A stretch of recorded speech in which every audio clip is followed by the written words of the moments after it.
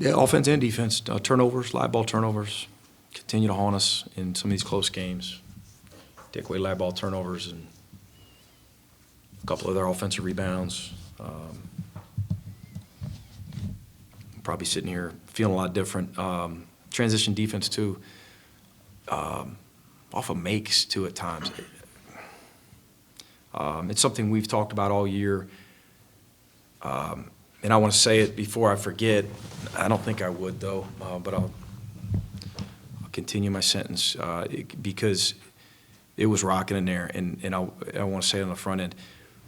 We've struggled as of late, and I'm really appreciative to our fans that came, and they were loud, and they were a big factor, and it shows the commitment to men's basketball here. Our administration's done a great job. I'm really appreciative. Our fans were awesome. And we've got to continue at home to learn that when you score, they can be as loud as they want. That's great. You can't jog back. This isn't high school basketball. You can't look up in the crowd. I mean, we're not good enough to do that. Maybe some team, we're not good enough to do that. So on Monday, we'll continue to work on sprinting back and getting in a stance and getting matched up if we're going to be competitive on Wednesday. Coach, I sense a little more frustration with you today and maybe a little bit on the sideline during the game. There was just some things that seemed to really aggravate you. I mean, obviously, it's late in the game here and you've got a big ship you're trying to turn around. Yeah. What's your message going forward, and how do you feel about kind of what you've done to this point? We've got to guard a lot better. We've got to make simpler decisions with the basketball. We just did some stuff tonight that you can say out of character, but when you're saying that as often as we're saying it, that you know, unfortunately, that's our character right now. That again, some of the live ball turnovers, some of the other turnovers, some of the ill-advised fouls, some of the just getting out of a stance and not understanding that a screen's coming and dying on a screen and giving up a big three. Those things add up, and you can't win in this league unless you're more accountable than that, disciplined than that. And unfortunately, you know, throughout this losing streak, we spent a lot of time focused on those things, and we didn't see as much carryover as we'd like to see. I mean, we just gave up 88 at home. When I feel like in practice we've gotten a lot better defensively here in the past couple weeks. It's just it's unfortunate. And this, you know, I'm sitting here for 10 minutes talking about us. Florida's an NCAA tournament team. They're really good. They're doing a great job. They share it. They're long. They're skilled. They're incredible on the offensive glass. They got stops and forced turnovers when they needed to. Coach, we talked a lot about turnovers. Russell had 5 today, led the team. A lot of those kind of come in the high post. How do you make sure that he's able to protect the ball a little bit better and get it out of his hands? We're going to work on the same things on Monday. You know, he's got some reads. Sometimes we make some emotional decisions as young people to where, you know, I know this is the action and I know this is the read and I know these are my checks. But I'm a call an audible, and some of us do that. It happens too often right now on this team.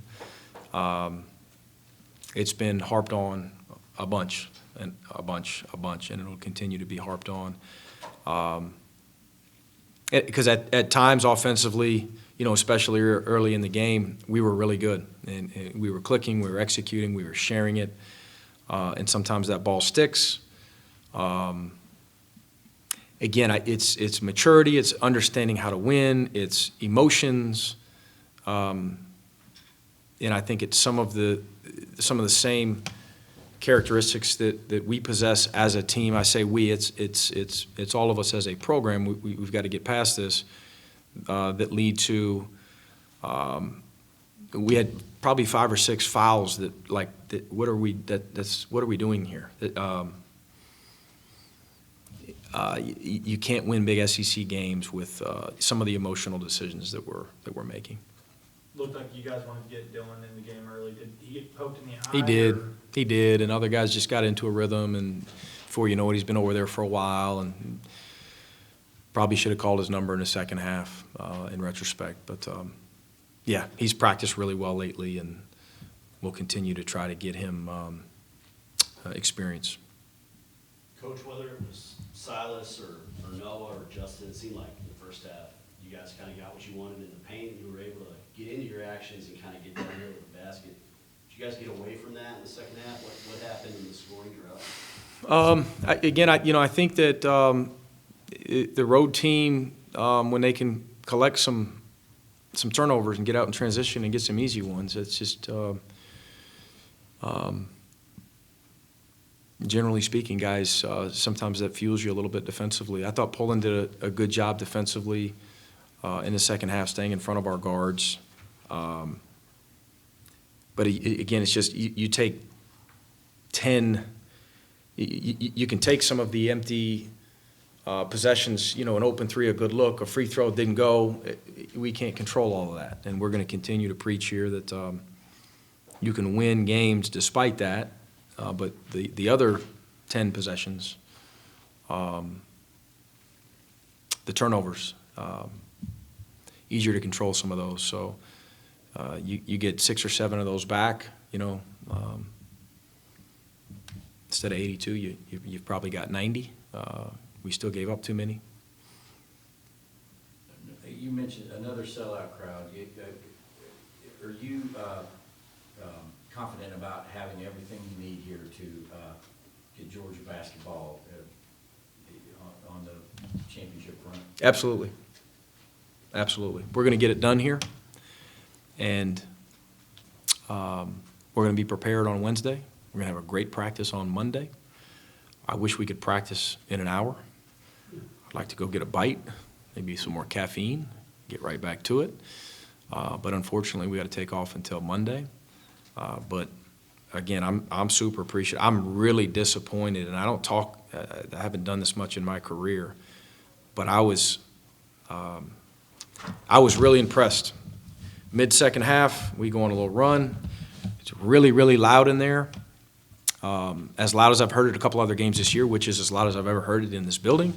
And you look up, and I said, at one point, actually, I looked around the entire arena and realized, whether it was full or almost full or what have you, I looked up and said, my gosh, this place is full, and we've struggled lately. I don't want to repeat our losing streak again right here. You guys are probably going to write that. But the fact that despite us losing the way we're losing in the environment that we just got, it's exciting, and I'm disappointed for our fans. I'm more disappointed for our guys because they're the ones putting in work every day, and I really look forward to getting back to it on Monday.